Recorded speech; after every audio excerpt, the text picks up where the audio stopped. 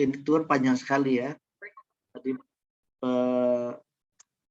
penjelasannya panjang sekali. Saya ingin menekankan beberapa hal. Pertama mulai dari definisi. Nah, ini.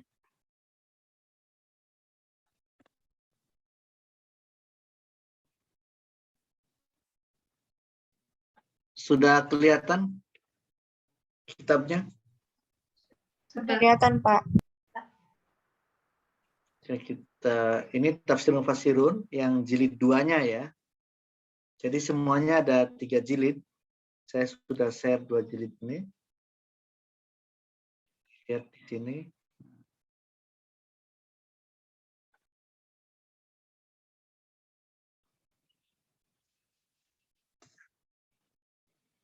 Jadi kita mengklirkan istilah-istilah dulu.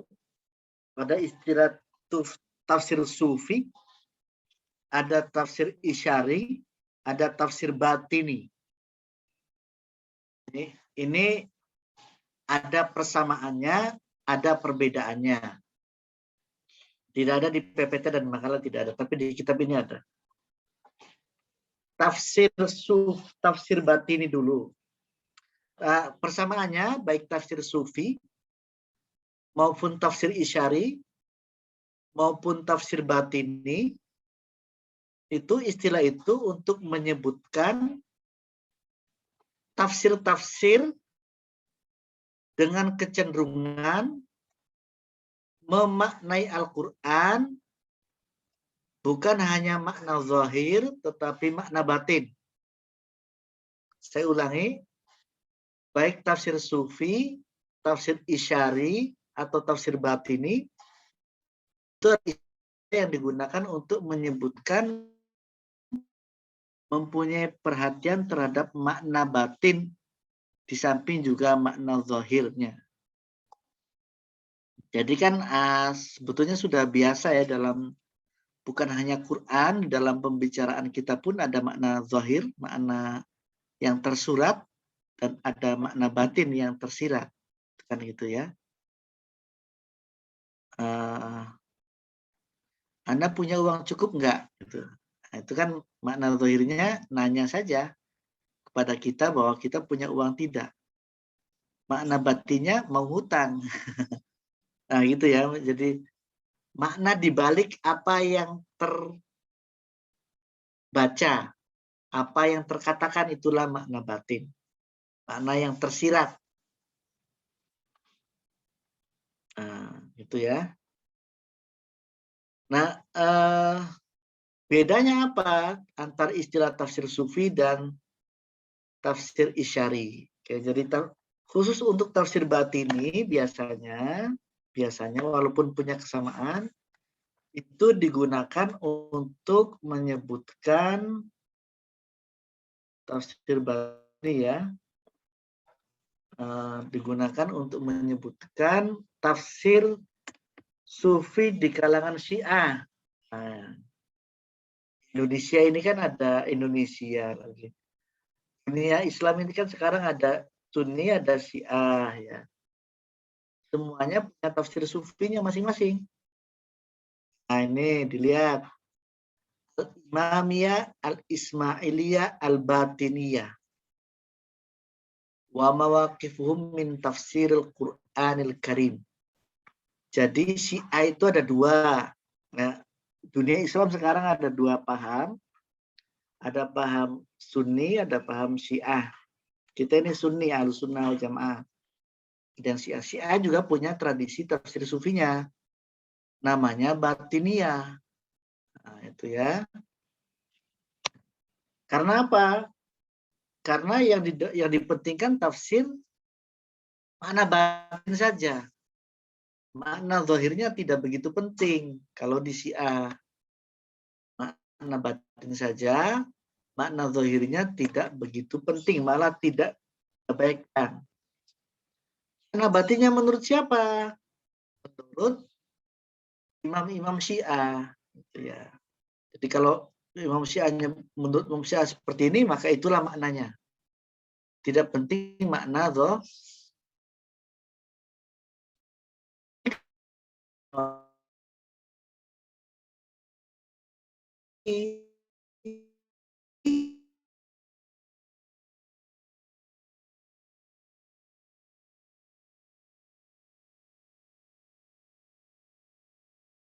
kalangan sufi.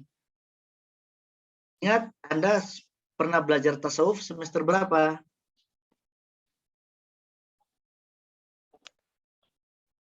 Semester berapa? Dua. Tasawuf itu ada berapa macam?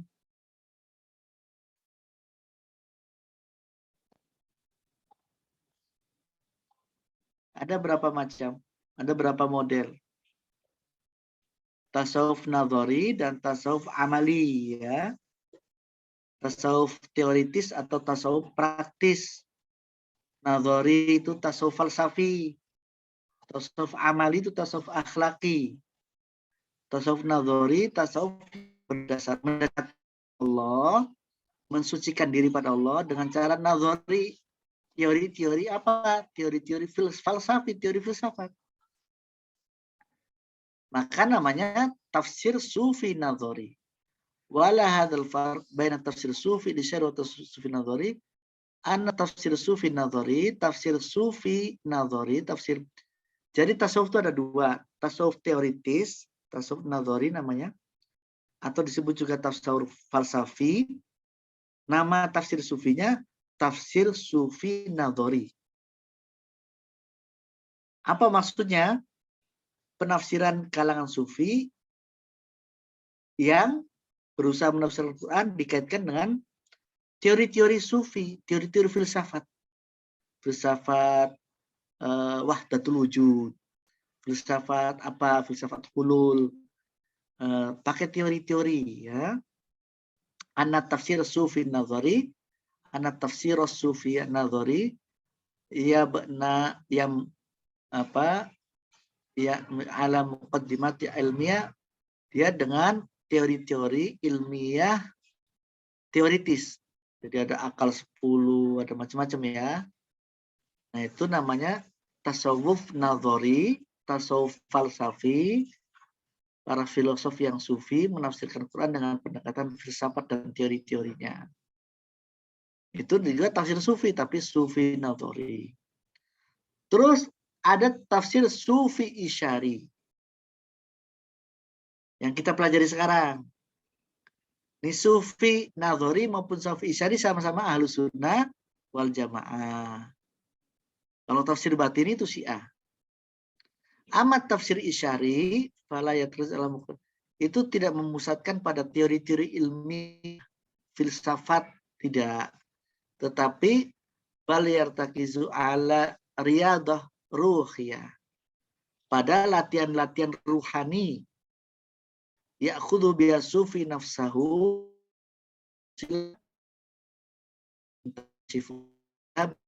jadi pada latihan-latihan atau riyadhus sufia, pertama kita kenal dulu di dalam pelajaran tasawuf, Al-Ghazali ada 7 makomat, ya kan. Pertama taubat.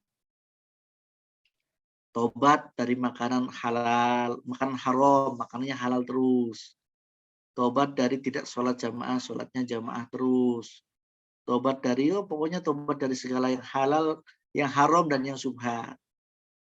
Taubat, pokoknya taubat kepada Allah. Lalu setelah taubat, zuhud, hanya memikirkan Allah dan akhirat. Tidak mementingkan dunia, hanya cinta Allah saja. Bukan nggak kaya, boleh kaya, tapi cintanya cinta akhirat dan cinta Allah, bukan cinta dunia. Setelah zuhud, waro, setelah waro, macam-macam tawakal, sampai puncaknya dapat ridho Allah. Hatta yasila, sehingga terbuka, sehingga sampai ila darajat tangkasifu, derajat mukasyafah. Bisa menyingkap rahasia-rahasia Allah, termasuk rahasia makna-makna Al-Quran.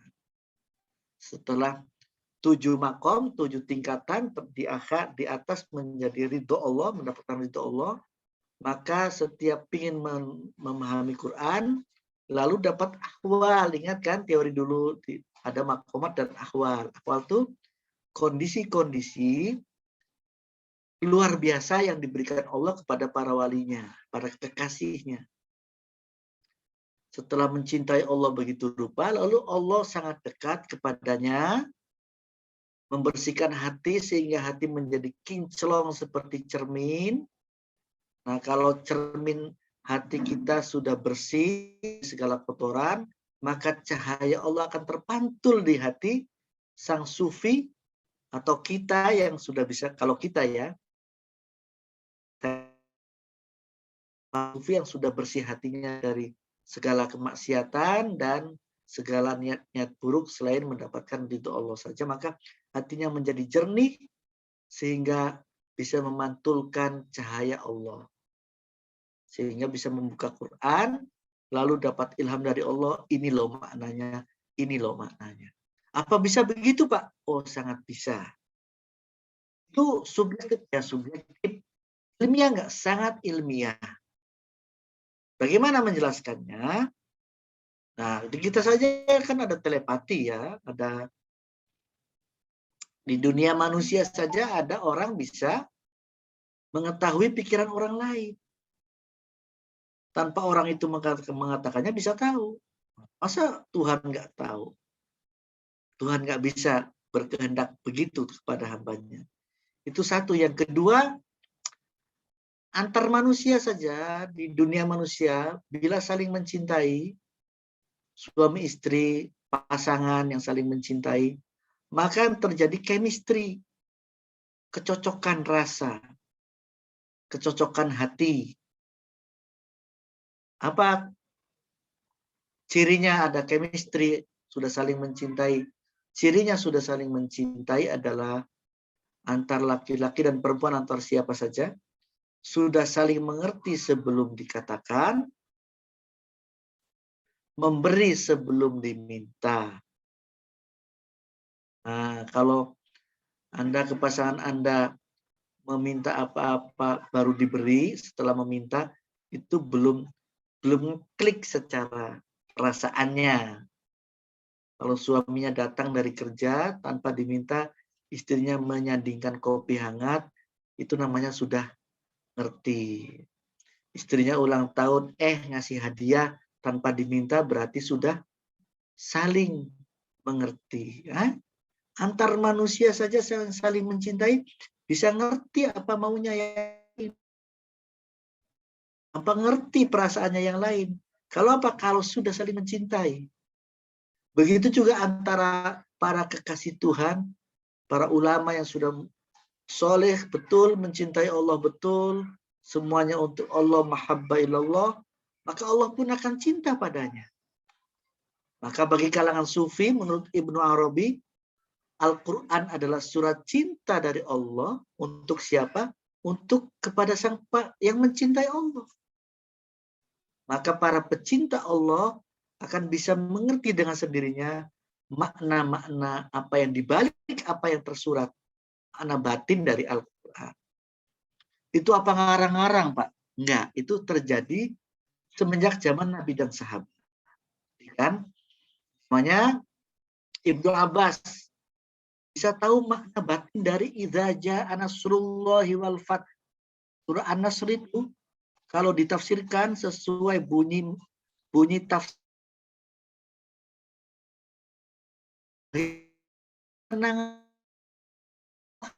bukan kota Islam. Ketika Nabi Muhammad baca itu, seluruh sahabat senang.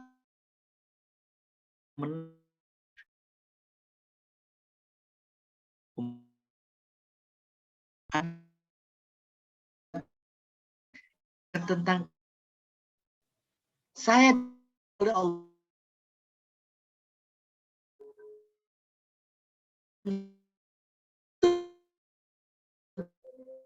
turunnya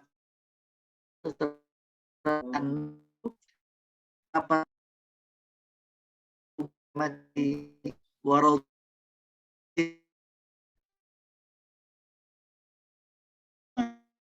yang rasa bukan kenapa bukan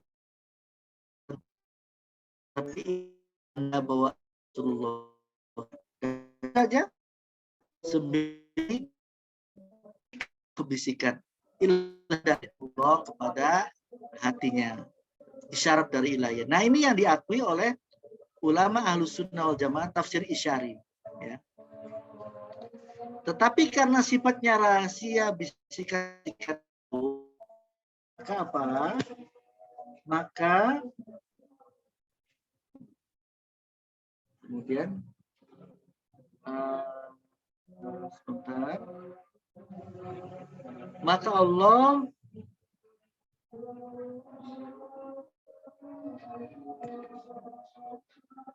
maka para ulama kan tidak bisa nih, apa benar-benar seorang ulama itu waliullah atau bukan.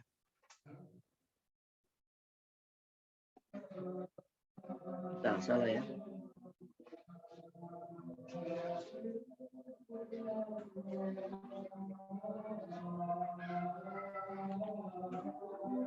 Agak dulu.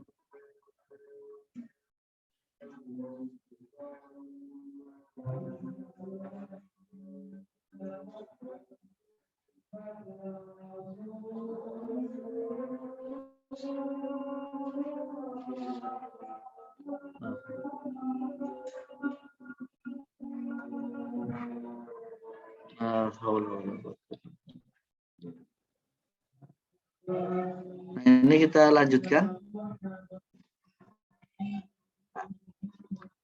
Kemudian karena sifatnya rahasia, bisikan-bisikan atau ilham dari Allah. Kalau tafsir bil ma'thur kan jelas kawan-kawan ya. Dilihat benar enggak tafsirannya, lihat saja riwayatnya benar enggak. Hadisnya sahih atau enggak. Kalau hadisnya dhaif, hadisnya maudhu, maka tafsirnya lemah. Kalau tafsir bil ra'yi juga bisa diverifikasi, bisa dicek. Ijtihad ulamanya ngawur atau enggak. Ulamanya bisa berijtihad atau belum. Kalau ngawur-ngawur maka tafsir bil ra'yi al-madhmum. Nah, kalau tafsir isyari begini kan, ilham, seseorang aku dapat ilham apa enggak? Bagaimana taunya? Nah, karena itu ulama bikin syarat-syarat. Nah, ini ya. Minhum ma huwa makbul. Ada tafsir isyari yang bisa diterima, yang memenuhi syarat. Malaysa yang tidak memenuhi syarat ya tidak makbul atau mardud ya. Syaratnya tadi pertama Allah yakuna, tafsirnya isyari itu tidak menafikan makna zahir. Ayatna syahidun syar'iyun, hendaknya ada dalil syariat yang mendukungnya. Allah yakuna lahu mu'aridu syar'iyun, tidak bertentangan dengan syarat dan akal sehat. Terus ayat di atas tafsir ayat anna tafsir isyari wa al-murad wahdahu duna zahir. Jadi tidak boleh menentukan ini tafsir yang paling benar. Nggak boleh. Makanya para ulama sering mengatakan wallahu a'lam bishawab. Tafsir isyari yang memenuhi syarat-syarat tadi di sini dikatakan ya di bagian akhir hadhihi syurutul ladzi idatu fi tafsir isyari kana makbulan. Jika dipenuhi syarat-syarat itu maka tafsirnya makbul atau jaiz, jika tidak maka tidak makbul atau mardud atau ghairu jaiz. Demikian tambahan dari saya kembalikan ke kelompok 4. Silakan berdiskusi ya.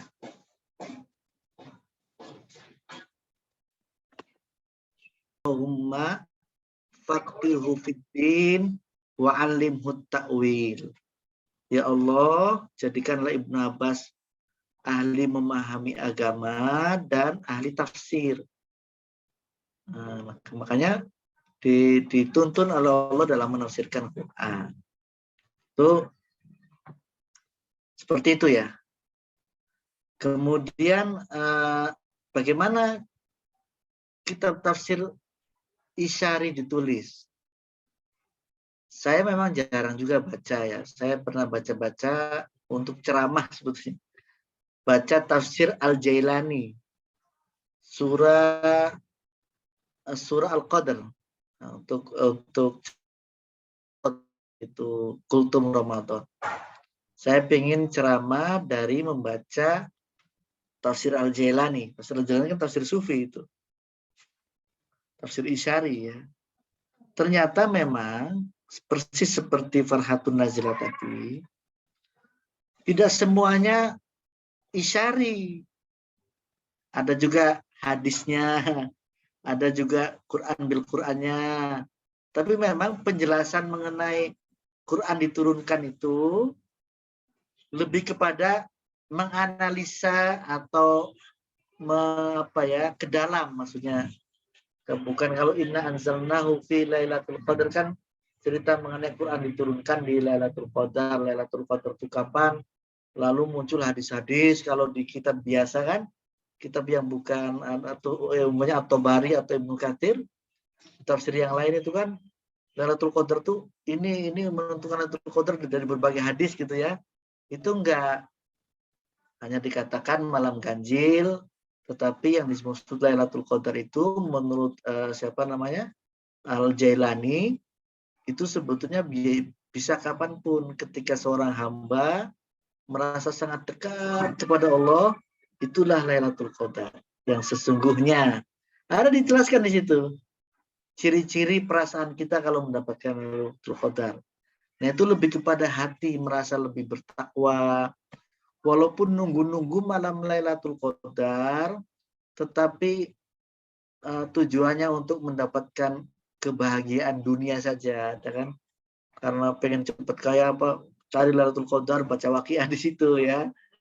Nah, itu tujuannya dunia saja, tapi tujuannya juga akhirat, mendekatkan diri pada Allah, semakin bertakwa. Jadi Lailatul Qadar itu pencerahan spiritual jiwa menurut Syekh Abdul Qadir Jailani dalam tafsir Jailani, dan itu lebih ke bagaimana jiwa seseorang tercerahkan semakin bertakwa, semakin ingin mendekat pada Allah, dan itulah Lailatul Qadar. Bisa terjadi sepanjang malam Ramadan. Ada penjelasan panjang lebar mengenai itu ya. Jadi lebih kepada nuturi itu bernuansa menasihati jiwa. Itu ya. Jadi tidak semua langsung saya dapat ilham begini, enggak. Syekh Abdul Qadir itu beliau hadis dulu lalu terangkan dengan spirit, dan enak sebetulnya kalau kalian ada sekarang tafsir sekarang Said Nursi ya. Ada terjemahan bahasa Indonesianya tuh ya. Said Nursi, Anda cerita tentang, dan cirinya kalau kita baca tafsir sufi yang disentuh hati kita. Yang disentuh hati, perasaan itu ya. Kesucian di kita diminta untuk ikhlas, untuk seperti itu. Itu nuansanya seperti itu, tidak membanding-banding. Kalaupun ada pandangan-pandangan ulama, tetapi tidak sibuk untuk mendebat pandangan ini, pandangan. Kalau tafsir fikih kan begitu ya.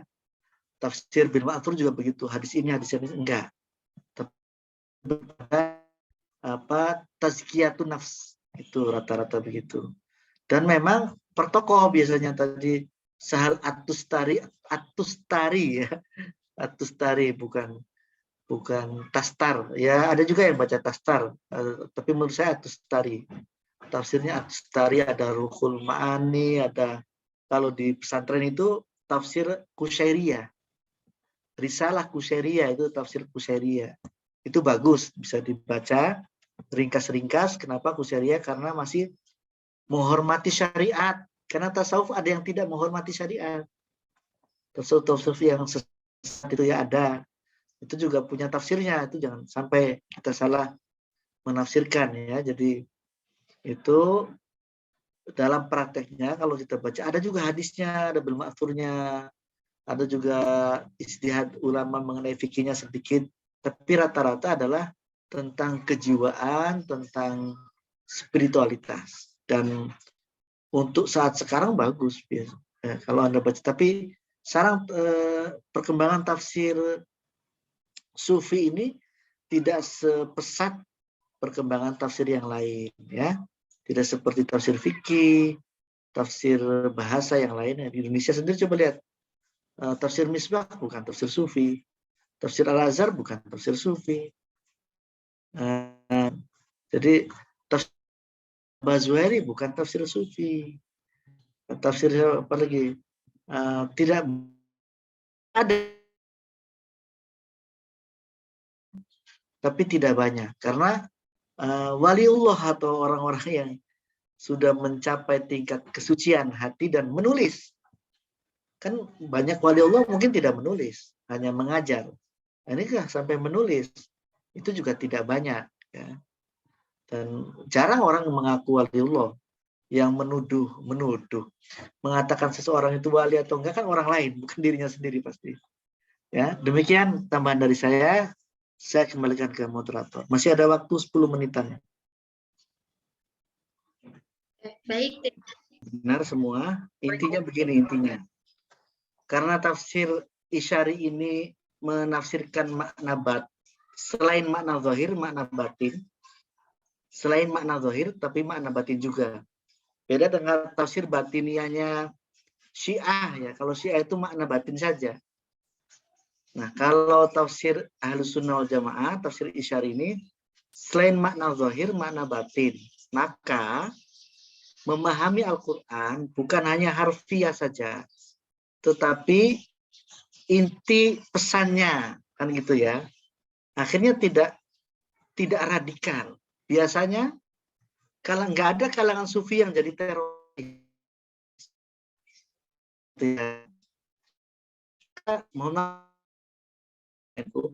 Kenapa santri Nahdlatul Ulama tidak ada yang jadi teroris? Karena diajarkan tasawuf. Nah, kalau diajarkan tasawuf itu, apapun yang terjadi ini kehendak Allah. Jadi jangan marah. Makanya tidak mudah marah para ulama itu. Ya, apapun yang terjadi ini kehendak Allah, jangan marah. Jangan langsung menuduh orang sesat, menuduh orang itu ya.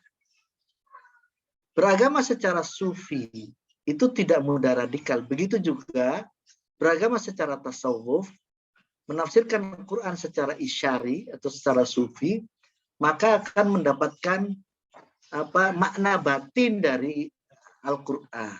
Nah, jadi seperti kita sholat, zakat, puasa, haji, kita sholat, berzakat, berpuasa, tapi sama tetangga yang miskin kita tidak peduli. Nah, itu disebut oleh agama sebagai yukadzibu biddin. Orang yang mendustakan agama. Yang mendustakan agama itu bukan yang tidak sholat, tetapi yang sholat. Alladzina hum an sholatihim sahun. Kan gitu. Yang sholat tapi lalai. Yang yura'un, yang pengen dilihat amalnya. Ria. Yang ria, yang pengen dilihat, yang sholatnya lalai. Sholat tetapi lalai akan makna sholat. Sholat 5 waktu tetapi lalai akan makna sujud, makna ruku, makna batinnya apa. Sehingga tidak peduli sama tetangga. Ada anak yatim, ada anak orang miskin tidak peduli. Sholatnya kenceng, tapi orang miskin dibiarkan, itu orang beragama tapi mendustakan agama. Nah, kalau menafsirkan Quran secara batin, maka dia dapat batinnya. Nah, maka yang diamalkan dalam kehidupan sehari-hari, nanti bukan sholat, zakat, puasanya saja, tetapi ruh dari ibadah itu semua, yaitu berbuat baik kepada sesama manusia. Ruhnya itu harus ihsan ya. Setelah Islam, setelah iman, Islam, ruhnya buahnya menjadi ihsan, menjadi bersikap lemah lembut, adil terhadap orang banyak, baik. Nah, kalau memaknai Quran secara tidak sampai makna batin, maka akan dapat puasanya saja, zakatnya saja, hajinya saja. Tapi kalau berbeda pendapat sedikit, tiba-tiba mengkafirkan orang, tiba-tiba marah-marah sama orang. Nah, itu karena tidak sampai ke batin agama itu sendiri. Nah, itu biasanya para yang belajar tasawuf mengamalkan tafsir sufi juga tidak mudah menyalahkan orang, karena dapat inti dari substansi dari agama dan makna ayat. Itu kelebihannya. Kekurangannya tentu saja karena sangat subjektif. Karena merasa mendapatkan ilham dari Allah kan. Subjektif dong.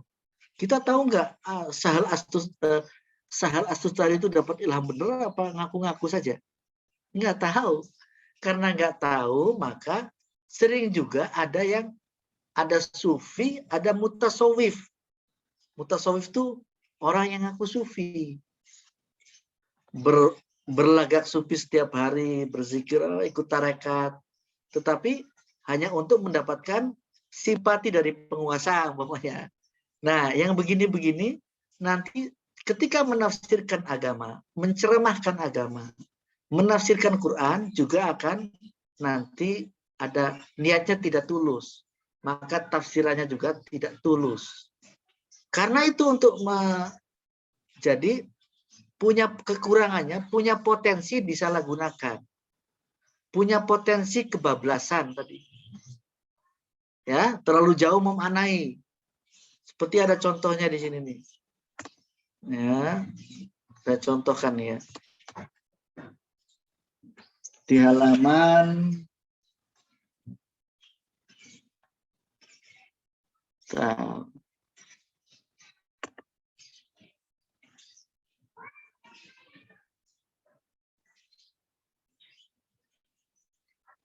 nah ini tafsir sufi dari kalangan Batiniyah, dari kalangan Syiah.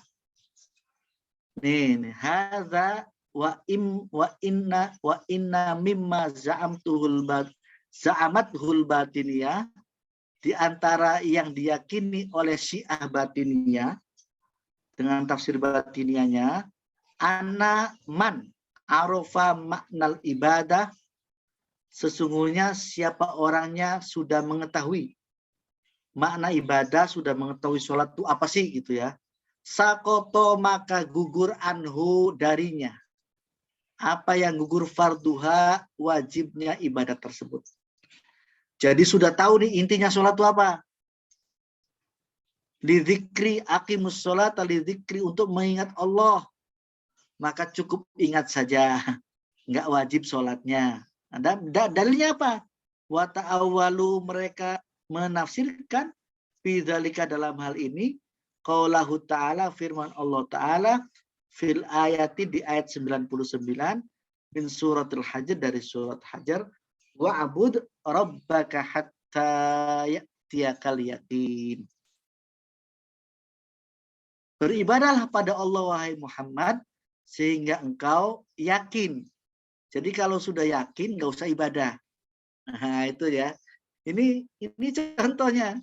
Contohnya bagaimana si Batiniyah menafsirkan batin ayat ini malah keliru. Bertentangan dengan syariat. Karena syariat mewajibkan sholat 5 waktu. Nah itu. Nah, jadi kalau tidak, makanya karena sangat subjektif itu, maka perlu diberi syarat-syarat. Kalau tidak sesuai syarat-syarat, maka mardud atau ditolak. Satu pertanyaan lagi, silakan dijawab ya. Waktunya sudah. Baik, kepada Bapak yang telah menambahkan pertanyaan. Barangkali ada yang mau takfid jam 1 ya. Jadi mengenai makna zahir, batin, itu susah ya. Jadi lapisan makna. Lapisan makna dalam Al-Quran itu yang paling luar, kalau lapisan bawang itu ya, makna zahir. Makna zahir itu ya. Jadi yang paling terkenal lah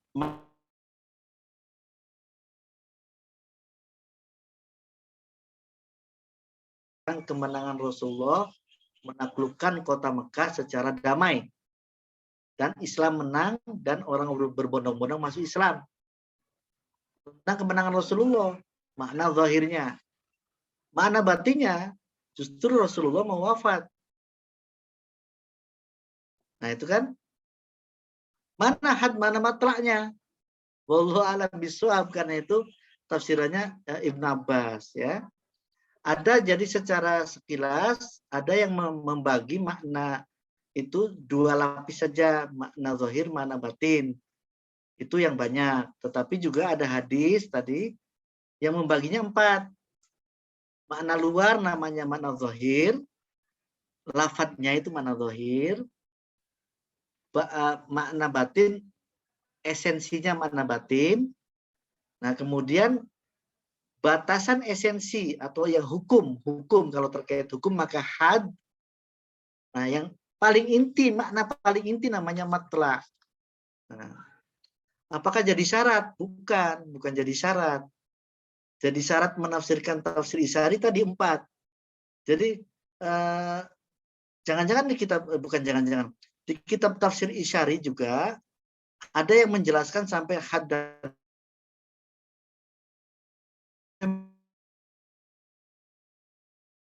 Jadi matla itu inti dari maknanya itu seperti itu, Muhammad. Agak susah menjelaskannya memang. Harus lihat kitab tafsir Isyarinya. Kemudian tadi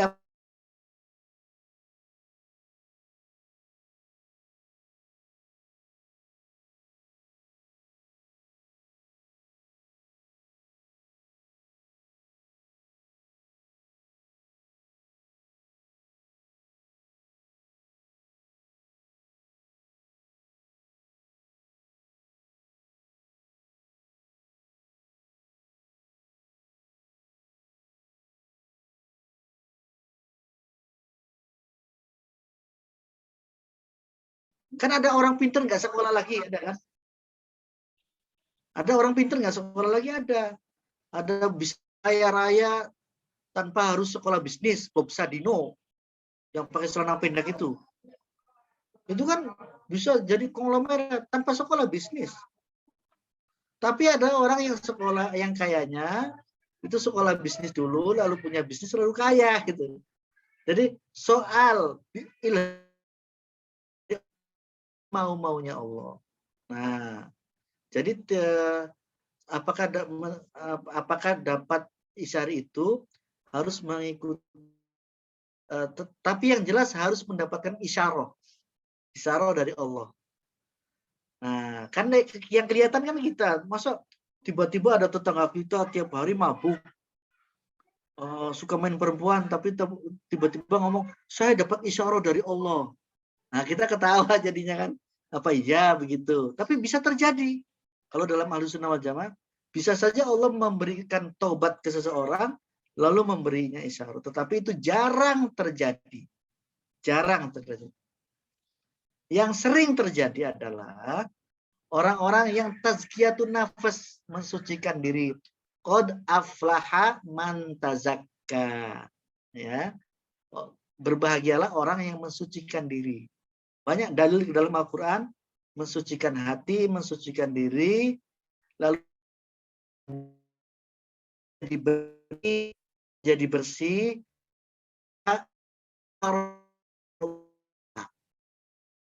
Kalau kita menghafalkan Quran, belajar sulit sekali, maka dalam dunia tasawuf kita harus introspeksi. Kita bermaksiat apa? Sudah belajar ya. Nah, cermin hati kita penuh debu maksiat. Maka cahaya apapun tidak bisa mantul karena penuh debu. Maka dibersihkan dulu. Nah, itu yang dimaksud harus bertasawuf itu sebetulnya dalam rangka membersihkan cermin hati dari maksiat, dari kotoran-kotoran hasud, riya, dendam, marah, malas, dan segala penyakit hati kita bersihkan dengan ibadah, ikhlas kepada Allah, sehingga cermin hati menjadi bening. Dengan beningnya cermin hati, maka cahaya Allah, cahaya ilmu Allah akan memantul dalam diri sang sufi yang sudah bening hatinya itu. Nah, itu secara teoritis harus begitu. Walaupun ada saja seperti Robi'ah Adawiyah, itu kan mantan pelacur tuh. Ada waliullah yang jadi wali dulunya pencuri, ada, tapi itu jarang. Jangan berharap yang jarang-jarang gitu ya. Yang sekolahnya DO, Anda DO, jangan Anda. Ada yang DO dari IKI, tapi ternyata hafalannya luar biasa. Ada nggak? Ya ada, mungkin saja. tapi jarang gitu. Ya, jarang. Yang normal adalah kesucian, bersih hatinya lalu dapat isyarah ilahiyah. Walaupun ada saja orang-orang yang dapat isyarah ilahiyah tanpa melakukan apa-apa. Karena Allah bisa memberi petunjuk kepada siapa saja, terserah Allah itu ya. Makanya di dunia sufi tidak udzon pada pemabuk, pada ahli maksiat. Jangan-jangan besok jadi waliullah kan gitu loh itu ya. Karena jangan-jangan dia menangis taubat lalu besok sangat suci hatinya, kita tidak tahu. Makanya tidak boleh ada kesombongan di dalam dunia tasawuf.